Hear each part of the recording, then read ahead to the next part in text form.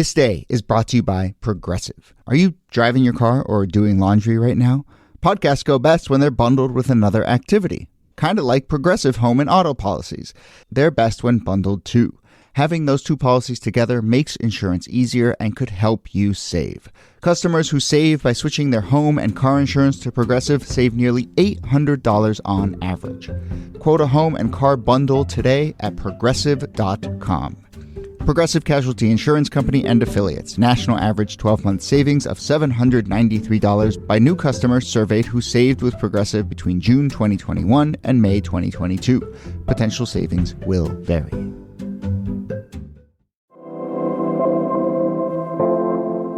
Hello and welcome to This Day in Esoteric Political History from Radiotopia. My name is Jody Avirgan. This day, it's September 27th, 1983.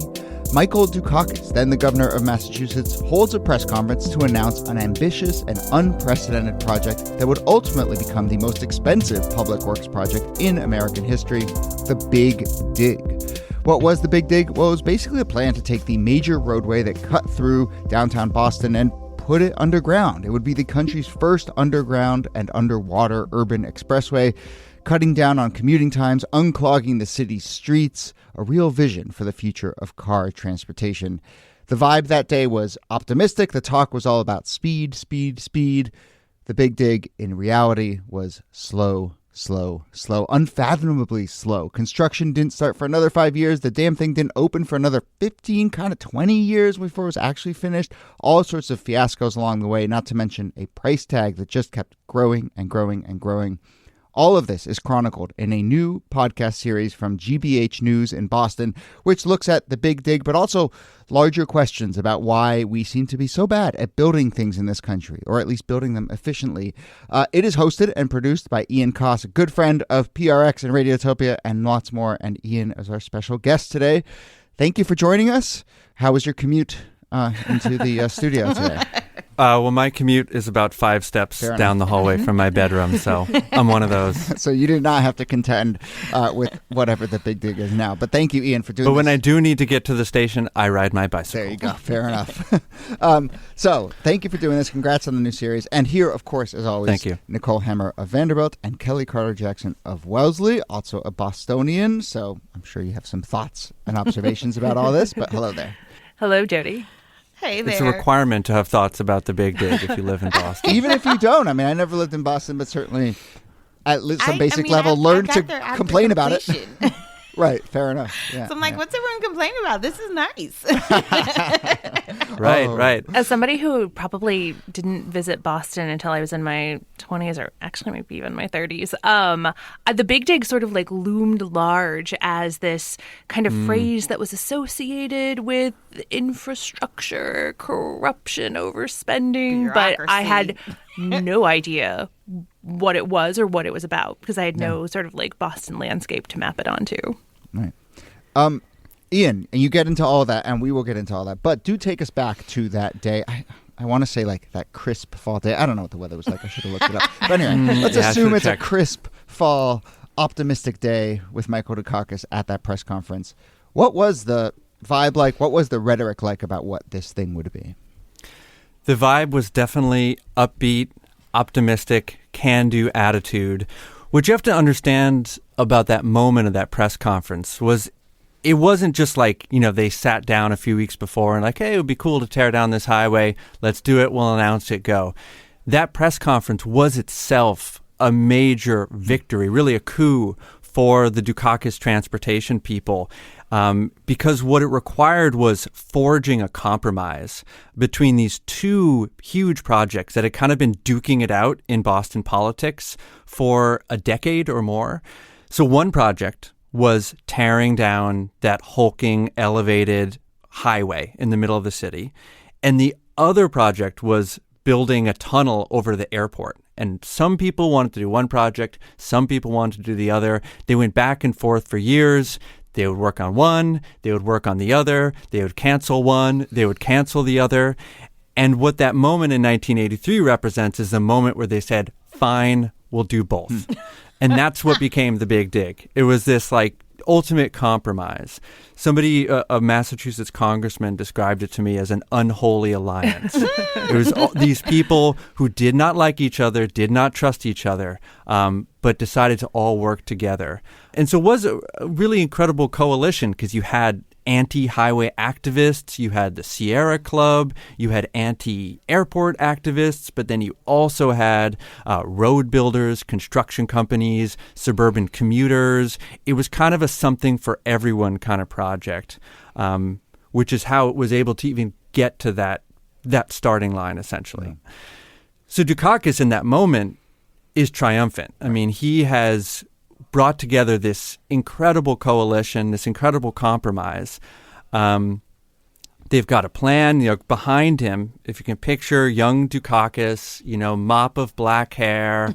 Behind him on stage, he's got this whole row of full color posters and renderings. You've got a map of the city with these big red lines showing where the new underground artery is going to be. You've got like a cross section of the street showing, trees and pedestrians above and all the traffic down below. So really it's painting, a nice picture of what this project is going to do. And in his words too, he is incredibly optimistic. Basically, to give a very quick sketch, I mean, the number he puts on it that day is about $2 billion. That's the original price tag of the Big Dig. $2 billion when with it's a all B? $2 billion with a B. And when it's all said and done, it's going to be more like $15 billion, not including interest. Right. And of course, it's a long story that gets you from 2 to 15. But people are feeling pretty optimistic in that moment. I get why they were feeling optimistic because, you described this coalition and this had also been a plan like 30 years in the making. It felt like all the hard work and all of the delays were behind them. And now they've put everyone together. They have a plan. They got their $2 billion. Let's go. So why does it take so long and cost so much? So the problems begin almost immediately after that press conference. So one thing to understand is that the timing of that press conference was no accident. So he's up there September 27th, 1983. The reason for that is September 30th, 3 days later, was the Congress-mandated deadline for submitting proposals for all interstate projects. So if you wanted to build any big last segments of the interstate, you needed to have an environmental impact statement report submitted to Federal Highway by the 30th. So it's essentially last call. If you think of the interstate era as like, late 50s, and extending into the 80s and 90s, that 83 moment was the okay, this is it, last chance. So that's why they had to announce the project in order to get federal funding. The funny thing is that in the press conference, one of the questions he gets is, how are you going to get funding for this in Washington? What makes you think the Congress is going to get behind this? And Dukakis more or less brushes it off. He's like, this is not a partisan issue. Highways have always been very popular. This is going to be fine. And very quickly, within a year of that, it becomes clear that the Reagan administration is not on board with this project. And so that really becomes the first stumbling block, almost immediately out of the gate, is that the funding does not come quickly. That starts pushing back the timetable. Ultimately, Reagan goes to the lengths of vetoing the 1987 highway bill, the first time a highway funding bill had ever been vetoed by a president, in part because of the Big Dig, right? It becomes, to Reagan and to that branch of the Republican Party, is sort of like symbol of government excess, of, quote, pork barrel spending. And so there's immediately a political fight. But then on the home front, too, that coalition that they had built very quickly starts to show cracks. And you have some residents, environmental groups, different constituencies that start to organize against the project. So that 1983 moment represents a kind of sort of like the rosiest, most optimistic point in the story. And then almost immediately things things start to slow down and to hit stumbling blocks. It's also crazy because even if you had the funding, even if you had like solidarity, the logistics of the project itself, I mean, they are going 120 feet below the subway. They are like hitting glacier debris. I didn't even know there was such a thing in Boston. You're hitting buried houses, sunken ships that are all in this like reclaimed land space. I would love to be an archaeologist. I was about to say, this is really cool. I know. There was a project archaeologist. But yeah, you're right. We haven't even talked about the technical challenges. Yeah, going through all that water. They were doing like sound blasts to get like fish and lobsters away from the area. So okay, but that's pretty cool. Yeah. And Ian, just to clarify, I mean, we've hinted at, but what Kelly's talking about is it's because it's really under the heart of Boston, right? Underwater and under basically right in downtown. I mean, this isn't some like artery to some exurban location. I mean, this is right in the middle of town. Nope. Yeah, this is the central artery that carries traffic through the heart of the city. And the other thing that you have to wrap your mind around, even though it's kind of hard to wrap your mind around, is that the elevated highway kept running the entire time.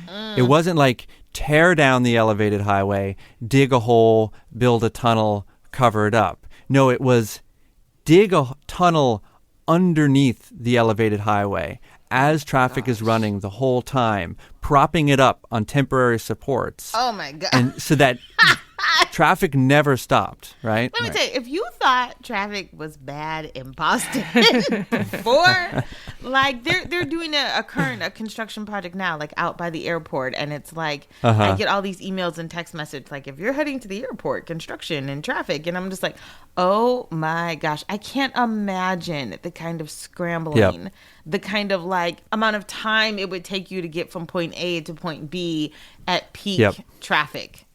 And imagine that for 15 years. Yeah, I know. Okay, so can you describe how snarled things were in downtown Boston at the sort of height of the intransigence? Yeah. So part of the reason there was so much motivation to replace this highway was not just because it was ugly. You know, for some people, that was the prime motivation, right? Restore the city, you know, get rid of the elevated highway. But it was also a pretty bad highway. So the elevated central artery is actually one of the first elevated highways built anywhere in the country. It's a pre-interstate highway, meaning it was not built with interstate funds and it was not built to interstate specifications. That sounds very technical, but it's important because the interstate actually has some pretty sensible rules about things like how wide the lanes are, how tight the turns are, how close the ramps are. And the central artery did not follow those rules. So what you had was, part of the problem with it is it had so many on and off ramps that people were just constantly weaving and merging on and off. The stat I read was there were 34 on and off ramps 34? In the span of a couple miles. Whoa. Yeah. And wait, say that again. It was 34 on and off ramps just in that tiny little area of downtown Boston. It was, if you measure out the mileage, there was more ramp than highway. Because when they built it in the early to mid 1950s, the thinking was like everybody wanted a ramp. Like if you're Filene's basement, you want a ramp. If you're City Hall, you want a ramp. That's your access to the suburbs. Or if you're the suburbs, that's your access to the city. No one was thinking about what it would do to have so many ramps merging on and off everywhere. So this highway was flawed in many important ways, and it was really overburdened. It was designed to carry something in the neighborhood of 75,000 cars, and it was a day, and it was carrying something like 200,000 by the peak. So it was known as one of the most congested highways in America. The accident rate on the artery was something like 4 times the average for urban highways in America. So it was a really troubled, problematic facility. Traffic was terrible. And that was part of the impetus because, like, people had talked about maybe we could widen it, maybe we could make it taller, maybe, you know, people have been looking for ways to fix it. And then when this idea came along of, well, what if we just put it underground? That was sort of a way around that. So that's what you have to picture at, pre and during the Big Dig. Meanwhile, down in all the streets around it, you've got construction barriers set up. Every single day there are, roads being rerouted, detours. So it really was, during those long years of construction, it was not a pretty picture.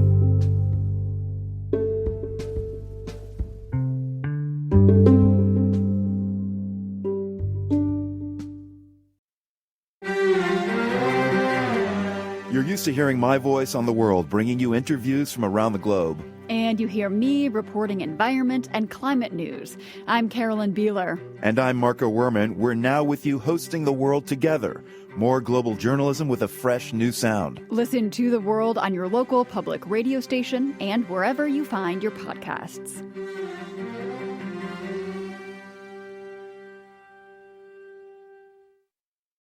So I have to ask, given that there was so much frustration built up around the road, built up around the construction, surely when this thing opened, people must have been so excited and just Block so party. ready. It's funny, part of the sad story of the Big Dig, and part of what I'm trying to catalog in this series is, part of it's just the story of how the project unfolded, but I'm also kind of interested in how the story of the story unfolded, that meta narrative, if you will, because, if we go back to 1983 again, idealistic vision, underdog, radical thinking, it's such a beautiful thing.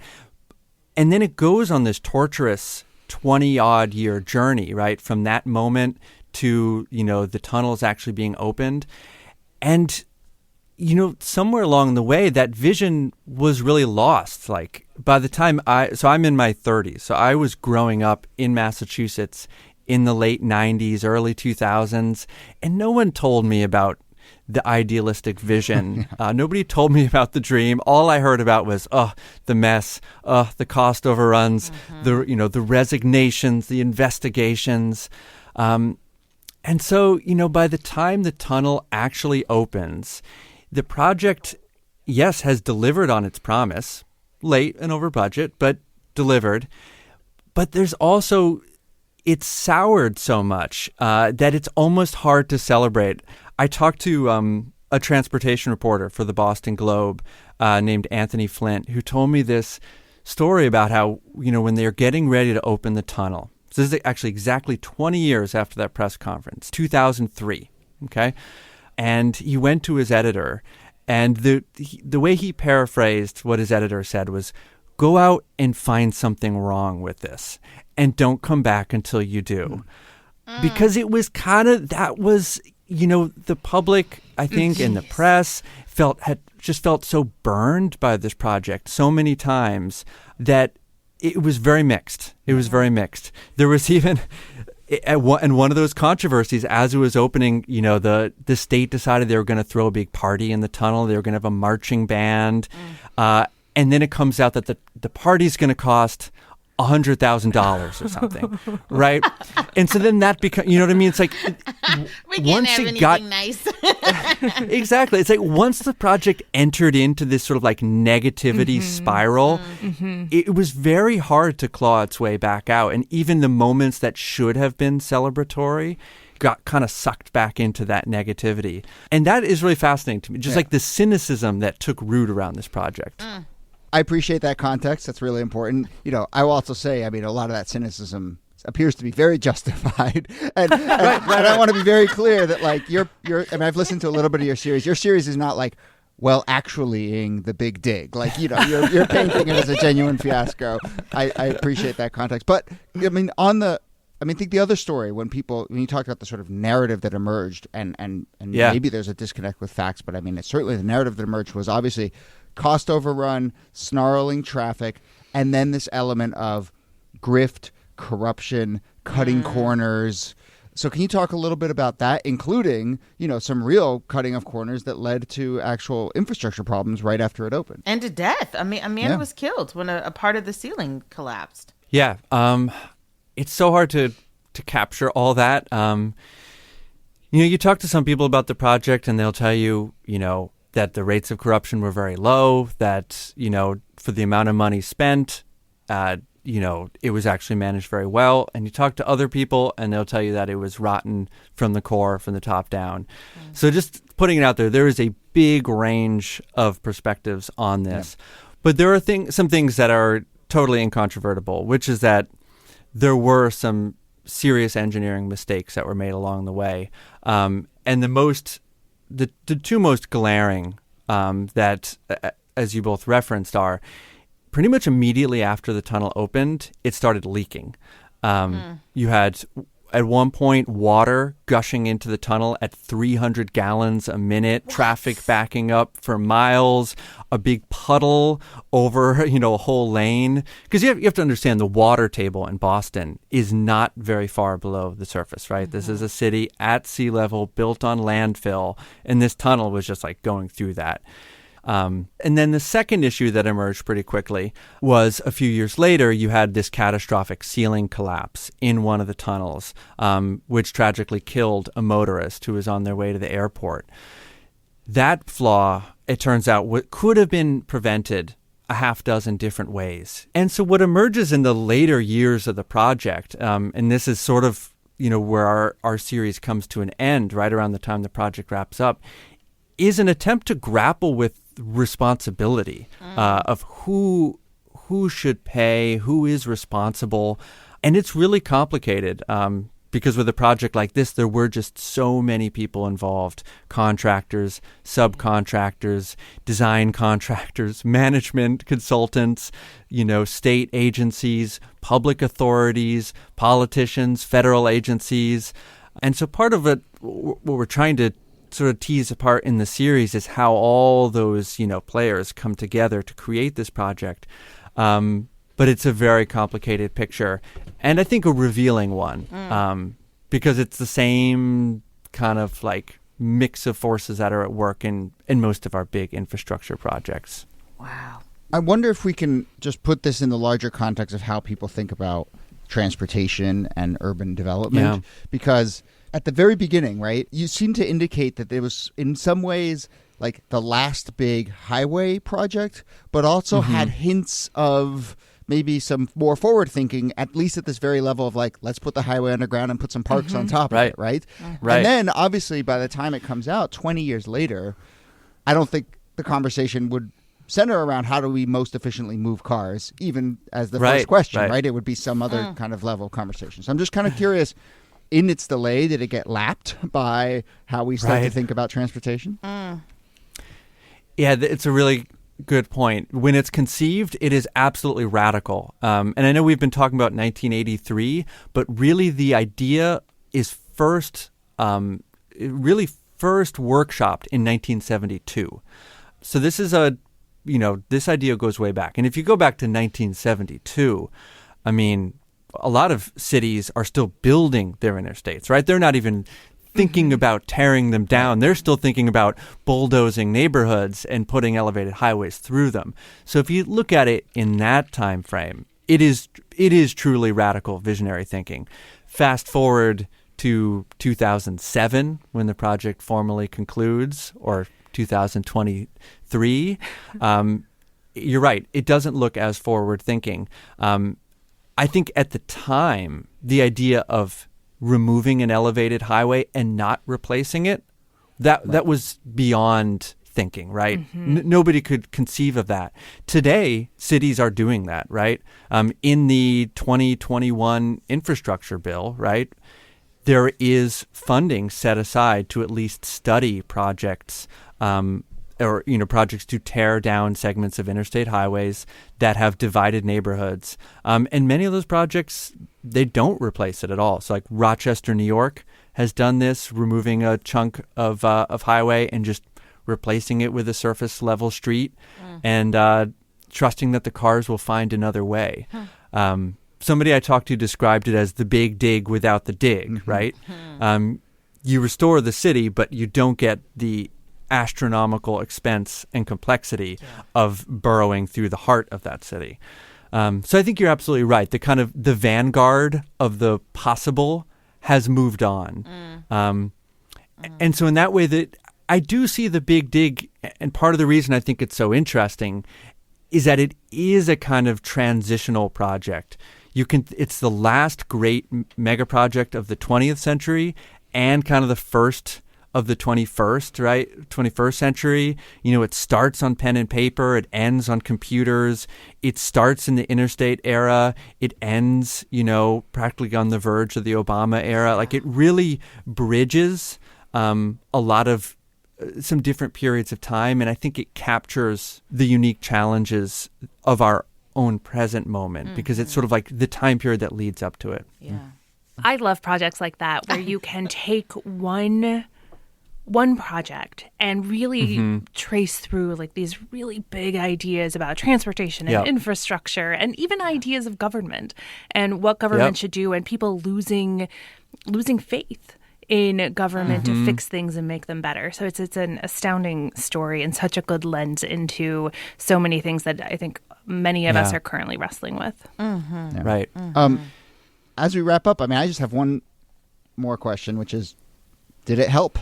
Is traffic better? Are people walking around on parks on top of it? What's the scene like? Yeah, in a way, this is why I got interested in the story in the first place, is because I had this kind of disconnect where I grew up in Massachusetts hearing about the Big Dig and all the terrible things. And then I moved away. I lived some other places. Now I moved to Boston, and I see the fruits of it. The Greenway downtown, the iconic Zakim Bridge, which you've probably seen as like B-roll at a Celtics game or something. It's way easier to get to the airport. So I kind of came back and saw the fruits of it, and was like, wait, is this the same Big Dig I heard all those terrible things about? Yeah, it's like what I said at the beginning. Why is everyone complaining? Yeah, it's like, what's the big deal? This is great.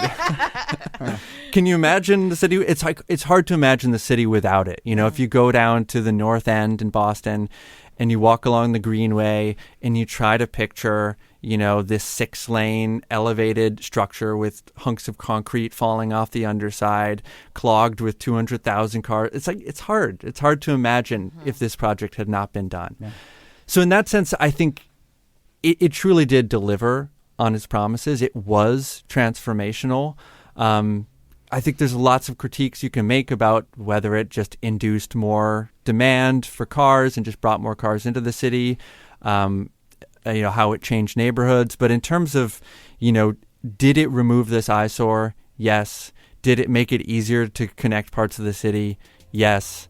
And did it, create open space where the highway once was? Yes. I think those three things do seem pretty hard to argue with. Did it get Michael Dukakis elected president 5 years later? No, but we take your point. But had he run in 2010? That's right. Ian, this is really great. Thank you. This is super fascinating. And of course, the series is out for folks to listen to, 9 parts from GBH, and you are the host and producer of that. And I will also just say, we'll link to that series. People should go listen, but people should just also check out Ian's other work. I think I've said this to you, not in front of a microphone, Ian, but every time I look at your resume and the projects you've worked on, I'm just like, oh, these are all my favorite shows. So go check out Ian's work for sure. We'll link to your website as well. But thank you for working on this one. Thank you. This was such a pleasure. Nicole Hemmer, thanks to you. Thank you, Jody. And Kelly Carter-Jackson, thanks to you. My pleasure.